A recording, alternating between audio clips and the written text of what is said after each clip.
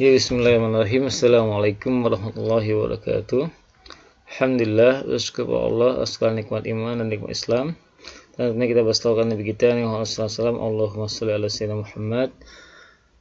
Alhamdulillah, di puasa yang ketiga ya, hari ini kita masih bisa melaksanakan aktivitas yang biasa, masih dengan nikmat iman, nikmat kesehatan, dan nikmat untuk senantiasa belajar ya. Seolah hari ini masuk ke sesi ke-6 dari mata kuliah penganggaran perusahaan. Kita masuk di materi anggaran bahan baku. Anggaran ini merupakan turunan dari dua anggaran yang telah kita pelajari, yaitu terkait anggaran penjualan dan anggaran produksi ya. Nah, turunannya terakhir adalah anggaran bahan baku. Masuk ke dalam table of content. Nah, insya Allah yang ini adalah menu yang kita bahas pada hari ini. Hari ini kita akan membahas terkait pertama definisi, manfaat dan tujuan, ada format dasar, ada namanya teori ekonomi, ada quantity, dan ada lead time dan order, dan terakhir adalah soal dan latihan ya. Setelah soal dan latihan. Oke. Selanjutnya untuk definisi terkait bahan baku sangat mudah, insya Allah semua kita memahami ya. Bahan baku itu bahan baku buat kue, bahan baku buat rumah. Misalkan untuk buat kue, misal bahan bakunya ada mentega, ada telur gitu ya, sama ya. Produknya adalah kue, bahan bakunya adalah telur, mentega. Produknya ada rumah, bahan bakunya adalah semen dan batu bata. Contohnya seperti itu. Kalau anggarannya itu adalah anggaran yang terkait bahan baku adalah anggaran yang terkait dengan perencanaan yang lebih rinci ya, mengenai penggunaan bahan baku, baik dari waktunya kapan dia harus dipesan ya, berapa jumlah yang harus dipesan ya, baik biasanya terkait waktu pemesanan dan berapa jumlah yang harus dipesan ya. Jadi nggak pesannya nggak sekali banyak gitu kan, karena kalau kita pesan misalnya kita butuh produk selama 1 tahun ini sebanyak 10.000 produk, apakah kita harus beli bahan bakunya juga sebanyak itu? Ya enggak ya, karena kita enggak semuanya kita produksi dalam satu waktu. Otomatis ada minimal berapa yang kita beli agar tidak terlalu membiayai biaya gudang atau menambah biaya kelebihan bahan gitu ya, seperti itu. Jadi kalau terlalu banyak membeli itu akan menambah biaya di gudangnya, atau kalau kita terlalu sedikit membeli bahan baku itu, otomatis kita akan kaget ketika ada permintaan yang besar. Nah, itu harus diatur dalam anggaran bahan baku. Selanjutnya ada manfaatnya ya, ada manfaat ABB.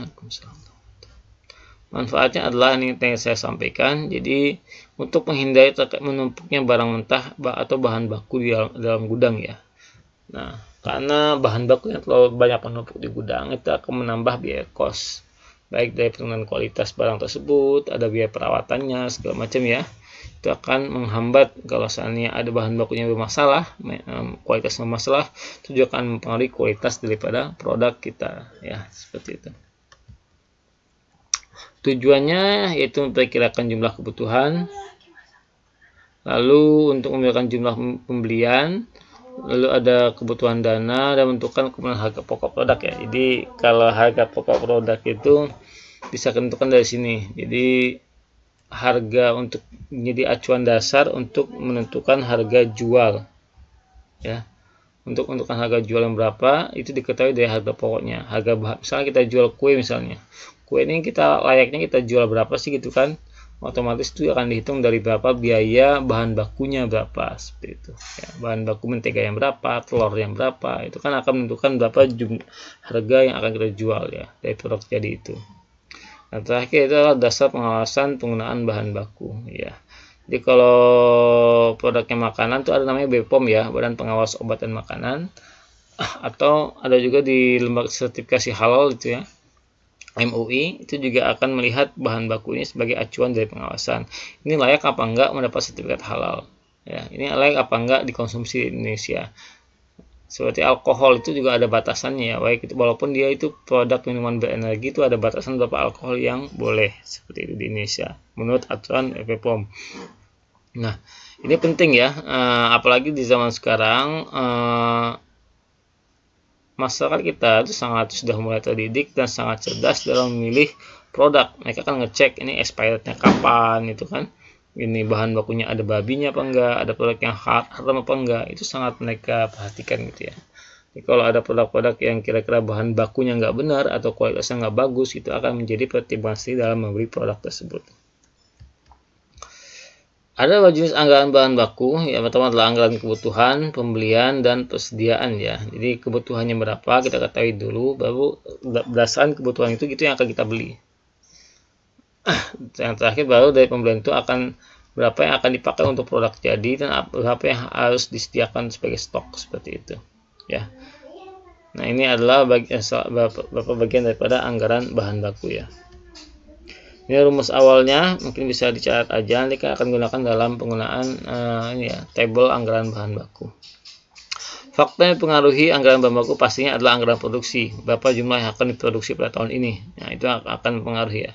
Jadi anggaran penjualan, anggaran produksi, baru nanti anggaran bahan baku. Jadi laporan dari bagian produksi itu akan menjadi acuan bagi bagian yang akan menyuplai bahan baku untuk bisa menentukan anggarannya. Makanya ini penting ya. Kalau seandainya satu aja yang terlambat bikin anggarannya, yang lain akan terlambat ya. Kalau marketing itu gagal atau bagian manajernya gagal menentukan berapa jumlah yang dijual, nanti yang ke belakang-belakangnya juga akan terlambat itu ya. Akan terlambat. Makanya ini penting ya, terutama dalam anggaran negara itu kan harusnya APBN itu dia harus cepat ya.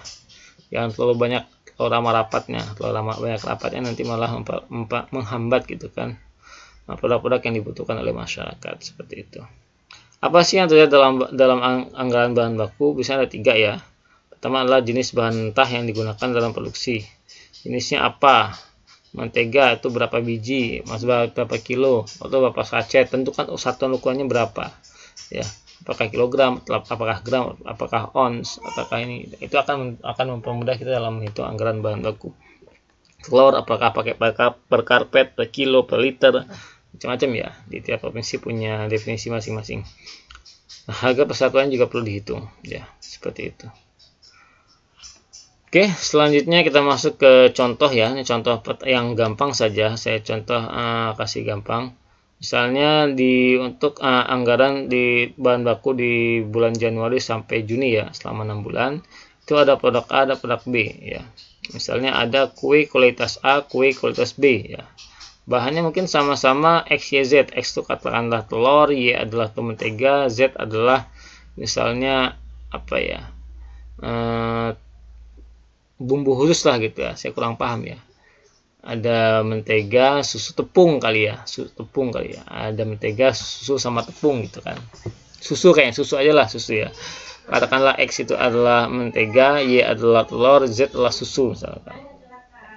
Untuk produk A dibutuhkan katakanlah 2 kg. Katakanlah 2 ini adalah kita masuk kesatuannya adalah kilogram ya. Berarti 2 kg mentega, 3 kg telur, dan 2 liter susu. Nah, contohnya seperti itu ya. Dari produk A dan B ternyata dari bagian penjualan memberikan jumlah penjualan sebanyak ini ya, 110 100. Artinya produk B itu lebih banyak minatnya daripada produk A ya. Dan karena harganya lebih murah, karena biaya yang dibutuhkan untuk membeli bahan bakunya juga nggak terlalu mahal. Kita lihat sini ya. Nah, untuk harganya kita tentukan katakanlah harga X itu 1 kg. Tadi apa tuh X itu mentega ya, akanlah 50.000. Ini contoh ya, contoh.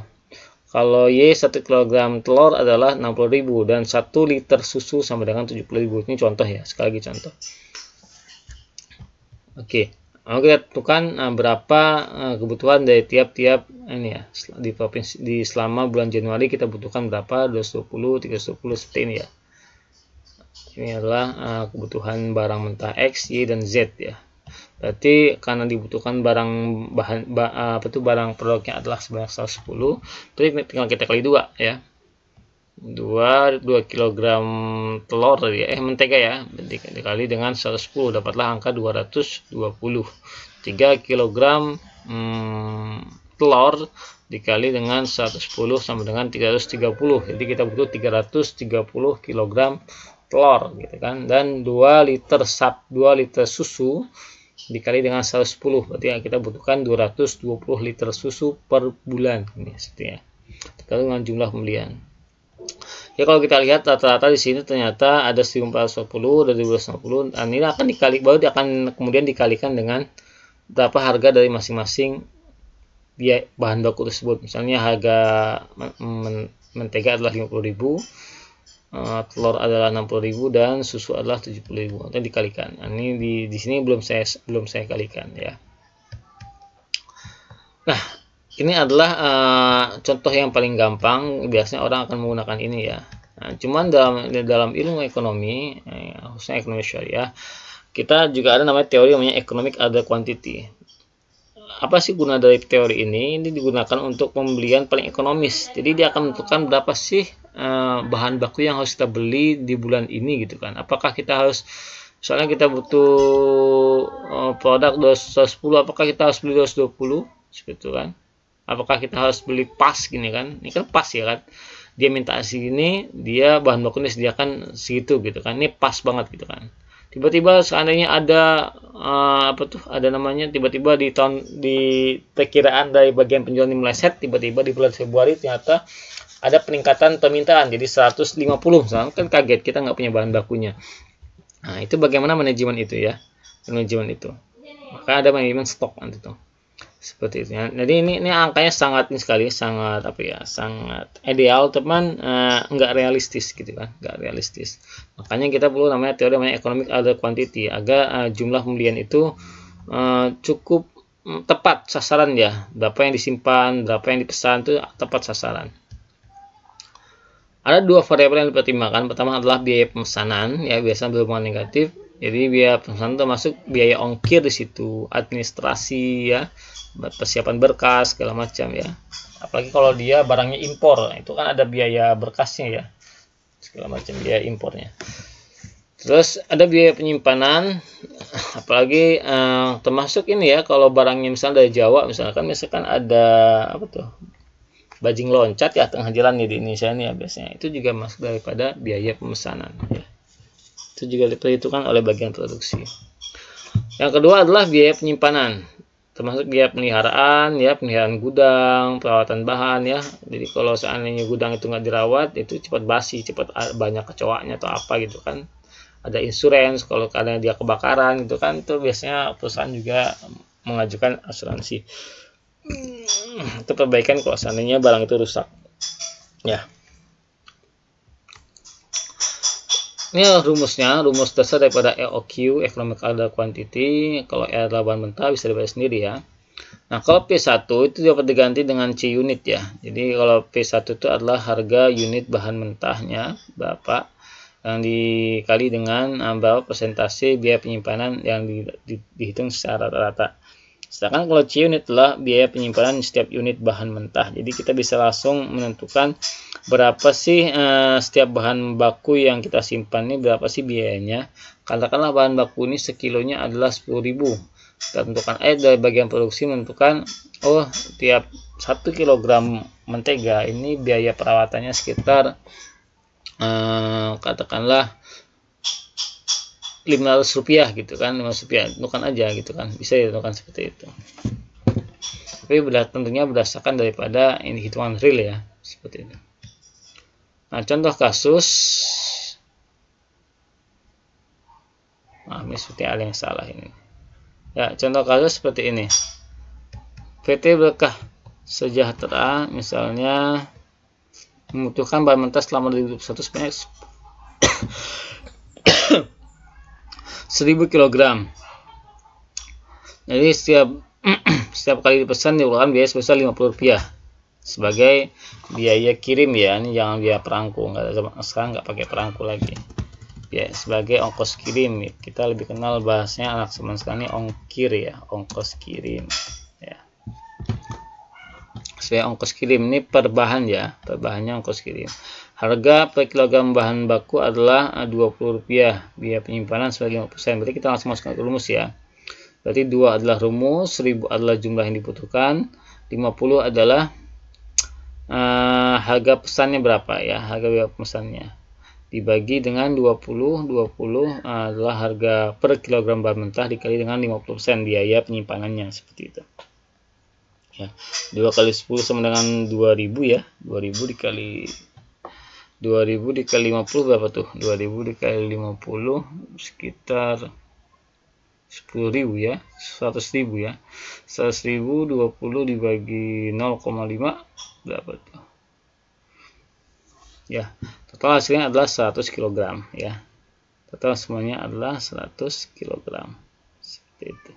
Jadi 100.000 kan 100 dikali 100 ya, ini dikuadratkan ya, dikuadratkan, di akar kuadratkan, dapatlah angkanya 100 kg. Ini contohnya.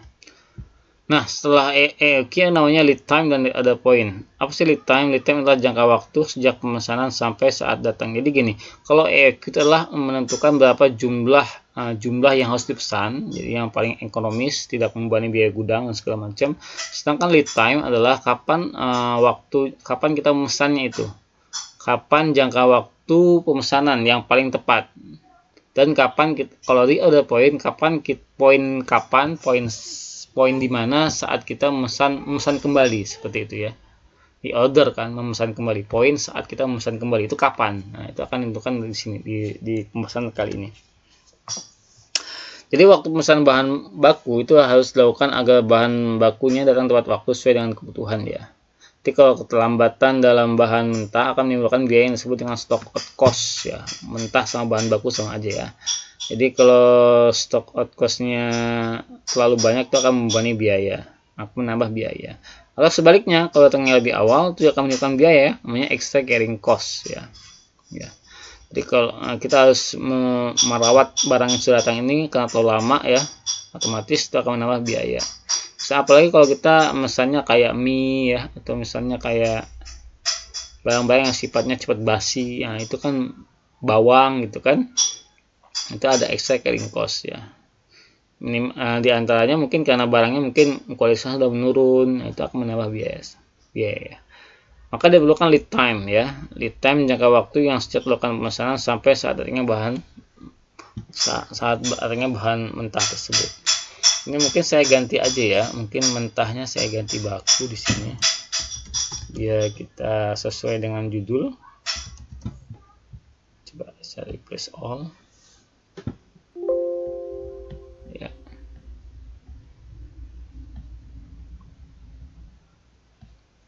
Udah berubah ya.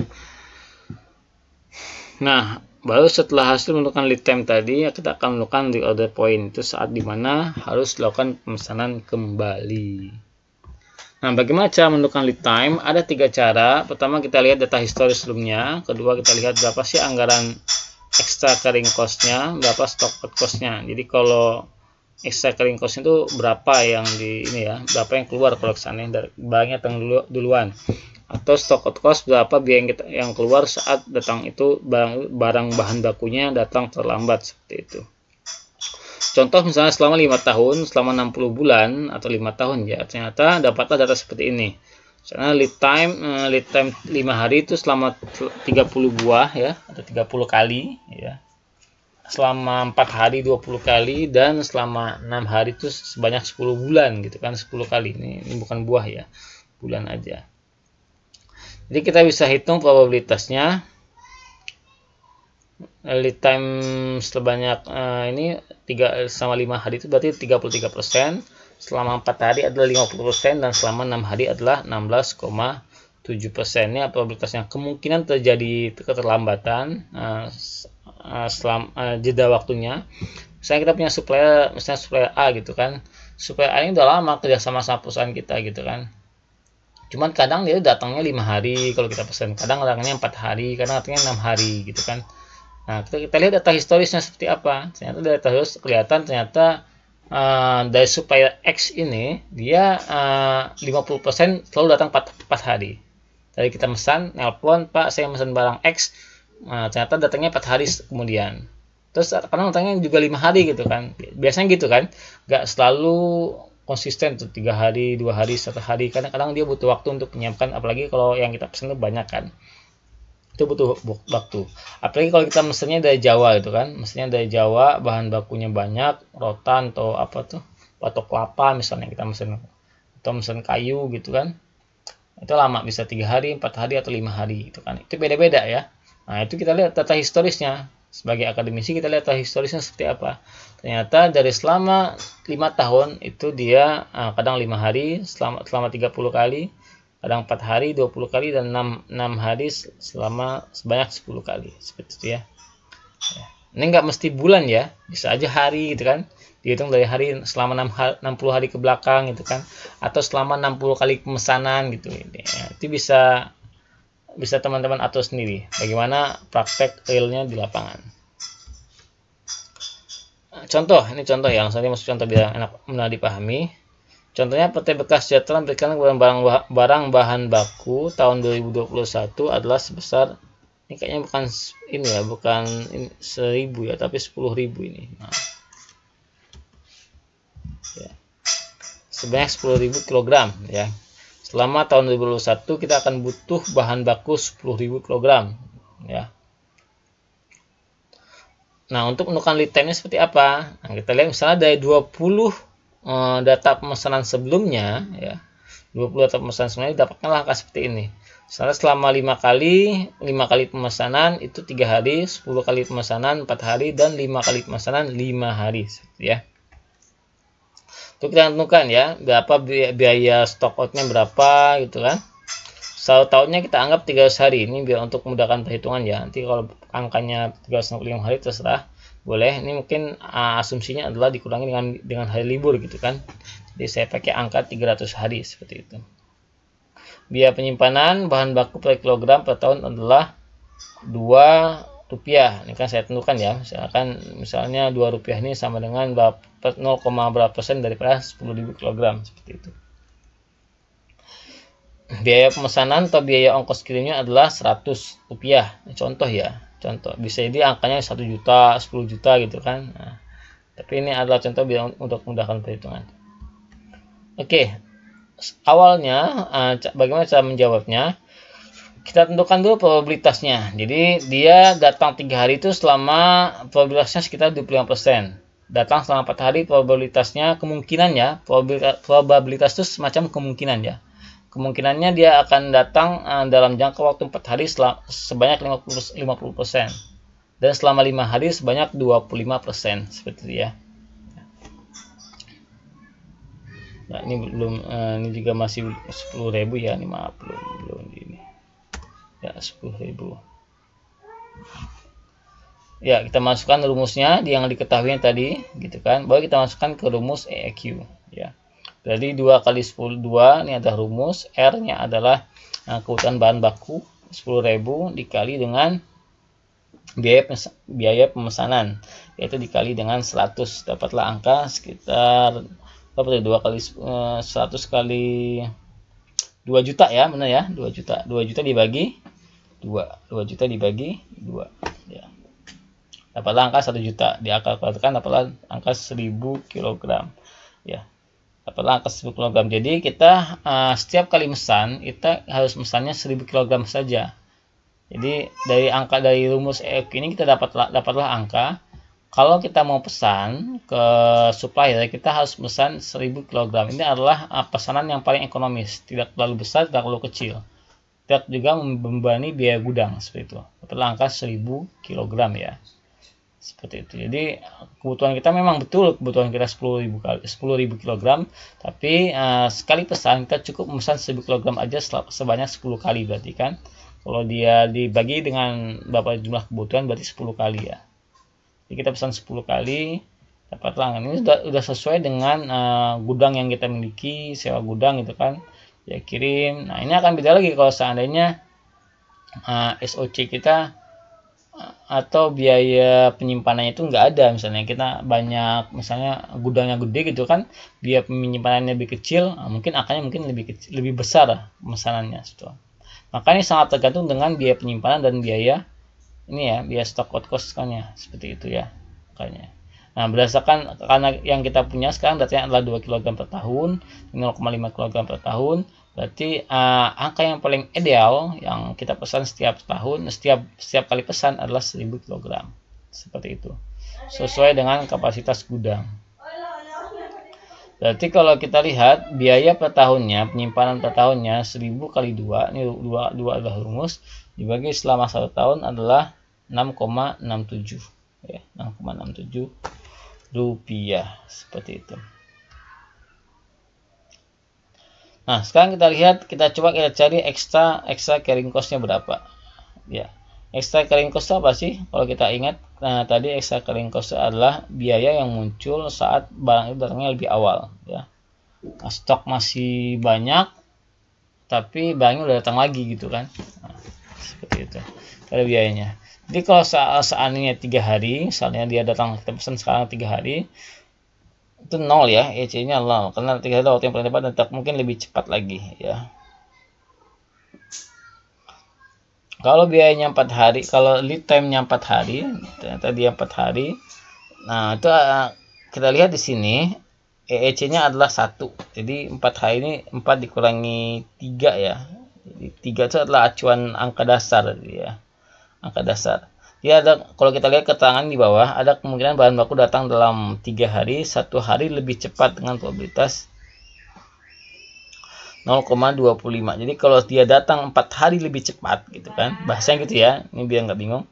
Kalau datang 4 hari lebih cepat dari yang kita pesan gitu kan, maka itu ada probabilitasnya sebanyak 0,25 ya. Misalnya gini ya, kita gampang ya kita untuk memahami daripada yang kita bahas pada slide ini. Kita patokannya itu idealnya 3 hari datang. Jadi kalau 3 hari dia datang itu udah ideal, bagus banget. Ya.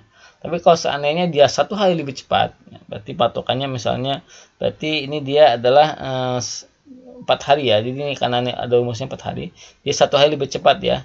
1 hari lebih cepat. Berarti dia akan ada cost, tapi ada kemungkinannya nggak dia datang lebih cepat, ada ya, ada.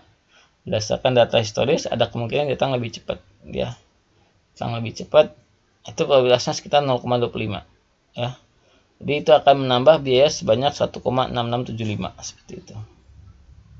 Nah, ada juga kemungkinan bahan baku datang dalam 3 hari, 2 hari lebih cepat dengan probabilitas 0,25, dan dalam 4 hari 1 hari lebih cepat ya. Bisa jadi dia datang dalam 4 hari dengan probabilitas sebanyak 0,50 ya. Jadi dia datang 4 hari itu 0,50 ya. Ya. Jadi kalau ini bahan baku datang selama 3 hari, 2 hari lebih cepat ya. Jadi bisa jadi dia 2 hari lebih cepat, bisa hari sehari lebih cepat. Ya. Itu dengan probabilitas sama ya, 0,25, tapi dengan selama 4 hari 1 hari lebih cepat, itu dengan probabilitas 50% ya. Itu yang cost yang dikeluarkan sama ya, hampir sama ya, sekitar 6,670 ya, 6,670 ya, seperti itu. Nah, kalau stock out cost adalah biaya yang keluar saat barang itu habis ya, barang itu habis. Per kilogramnya adalah 0,5. Jadi setiap 1 kilogram yang habis dan kita butuh barang itu, kita akan keluar biaya sebanyak 0,5 ya. Contohnya kebutuhan bahan baku tadi kan 10.000 dibagi 300 dapat 33,3 kg. Jadi 1 hari itu kita kira-kira dibutuhkan stok itu sebanyak 33,3 kg ya. Jadi kalau 5 hari berarti dia 0 ya, karena paling lama. Ini kebalikannya. Kalau di ECC itu adalah 3 hari yang 0, kalau ini kebalikannya. Kalau 5 hari dia malah 0 ya. Jadi kalau selama 5 hari barangnya habis, nah itu bahaya ya. Tapi bila lead time-nya 4 hari itu kan, berarti ada probabilitasnya sebanyak 0,25 dikali dengan 3,33 ya. 33,33 itu adalah biaya kebutuhan bahan baku dibagi dalam hari setahun ya, dikali dengan 0,5, dapatlah angka 4,1625 ya, 1625 seperti itu. Ada kemungkinan bahan baku datang dalam 5 hari, 1 hari lebih lambat dengan probabilitas 0,25 seperti itu ya. Jadi bisa jadi dia lebih lambat 1 hari ya. Ada juga kemungkinan juga lebih lambat 2 hari dan 1 hari ya. Kalau kita lihat tadi dia mungkin lebih lambatnya karena di 4 hari ya. 4 hari itu 50% ya. Dan lebih lambat 3 hari lagi di atas itu, di atas di atas 5 hari itu sekitar 0,25% ya. Biaya yang keluar adalah Rp16,650 seperti itu. Nah, kalau kita buat tabel antara EEC dan SOC dari 3 hari 4 hari itu lead time-nya mana sih yang paling ideal? Ternyata yang paling ideal kalau kita lihat dari cost-nya itu adalah 4 hari ya, karena angkanya cuma Rp58,3. Sekarang kalau 3 hari kalau kita hitung ya, antara ECC ini sangat tinggi ya, 166,5 ya, 166,5. Sedangkan kalau dia ini 5 hari itu 66,67 ya, 66,67 seperti itu ya. Jadi kalau kita lihat dari sini ternyata yang paling ideal adalah 4 hari ya. Yang paling ideal adalah 4 hari. Jangka waktu daripada barang habis sampai kita pesan kembali ya. Jangka waktu ya dari barang habis sampai kita pesan kembali itu 4 hari. Itu paling ideal. Kalau di luar angka itu maka akan menambah cost yang lebih tinggi seperti itu. Oke. Nah, setelah lead time diketahui dihubungkan dengan kebijakan mengenai biasanya persediaan order point. Misalnya persediaan yang ditetapkan untuk kebutuhan adalah 333 kg gitu kan. Kebutuhan selama lead time adalah 133,2 kg. Jadi persediaan ini adalah persediaan yang muncul sebelumnya ya. Jadi sisanya ini harus tersedia, ini harus muncul sendiri. Jadi kebutuhan selama lead time dikali 4 karena ini datanya kuartal sama dengan 133,2 kg. Saat pesan kembali adalah 466,2 kg. Saya kira itu. Jadi saat pesan kembali adalah saat misalnya angkanya sudah di ini ya 466 kg, berarti kita udah saatnya kita pesan kembali nih. Ya. Jadi kalau sudah kurang dari angka ini saatnya kita memesan kembali. Seperti ya.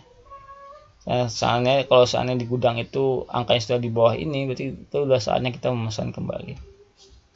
Oke, sekarang latihan ya. Latihan bisa lihat di sini ada latihannya. Silakan bisa dibaca. Nanti silakan dijawab dalam tabel berikut. Ini tabel sudah saya siapkan, tinggal diisi aja ya. Demikian, semoga bermanfaat. Wassalamualaikum warahmatullahi wabarakatuh.